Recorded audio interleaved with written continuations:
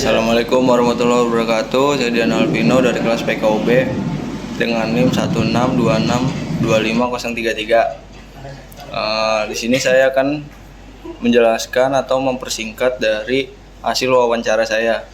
Untuk tujuan terpenting itu bukan hanya memenangkan di pertandingan, tapi membentuk karakter seperti disiplin, rasa hormat, dan daya juang.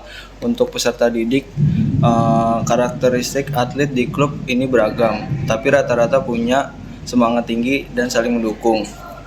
Untuk pendidikannya, tantangan terbesarnya yaitu menjaga konsisten motivasi anak-anak, trauma saat mereka mengalami kegagalan atau kelelahan. Lalu untuk materinya,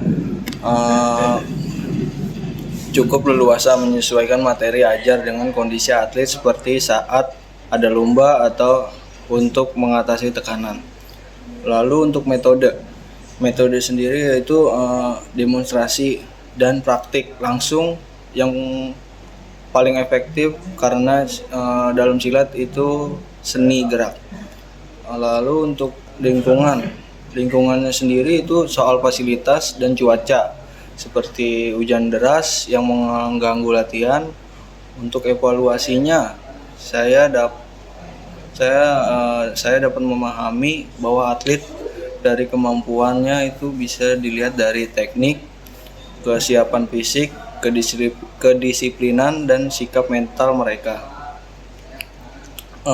Lalu yang soal kedua, untuk kondisi pendidikan di Indonesia saat ini, yaitu menurut saya kondisi pendidikan di Indonesia saat ini biasanya dianalisa melalui beberapa teori ahli. Teori yang pertama yaitu teori humanisme atau Carl Rogers Abraham Maslow. Dia menyebutkan bahwa pendidikan seharusnya berpusat pada peserta didik, membentuk pribadi utuh. Namun di pendidikan Indonesia, sistem pendidikannya masih terlalu berorientasi pada nilai akademik dan belum sepenuhnya mendukung perkembangan potensi individu secara menyeluruh. Lalu kedua yaitu teori konstruktivisme dari Piaget Vygotsky. Teori ini menekankan pentingnya pembelajaran aktif dan kontekstual. Namun dalam praktiknya pembelajaran di Indonesia masih cenderung satu arah, yaitu teacher can teach. Belum sepenuhnya menerapkan pendekatan konstruktivitas secara merata.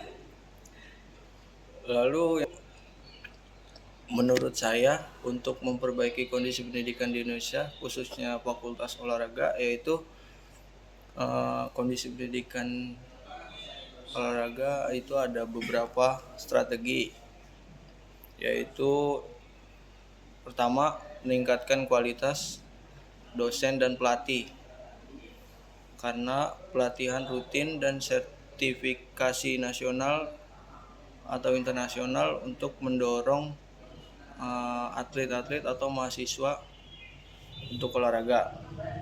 Lalu kedua, contohnya mengundang praktisi dan atlet profesional sebagai pengajar tamu. Yang ide kedua menurut saya yaitu kurikulum berbasis kebutuhan industri olahraga.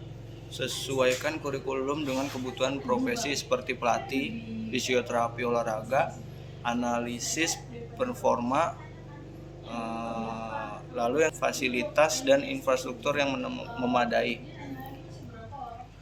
yaitu memperbaiki dan mengadakan alat latihan modern, menyediakan laboratorium sport, sains, biomekanik, gizi, olahraga. Dan video yang saya dapat sampaikan, semoga paparan yang saya sampaikan dapat menambah wawasan dan bermanfaat bagi kita semua. Saya mohon maaf apabila terdapat kekurangan dalam penyampaian kata. Saya Dian Alvino pamit undur diri. Terima kasih.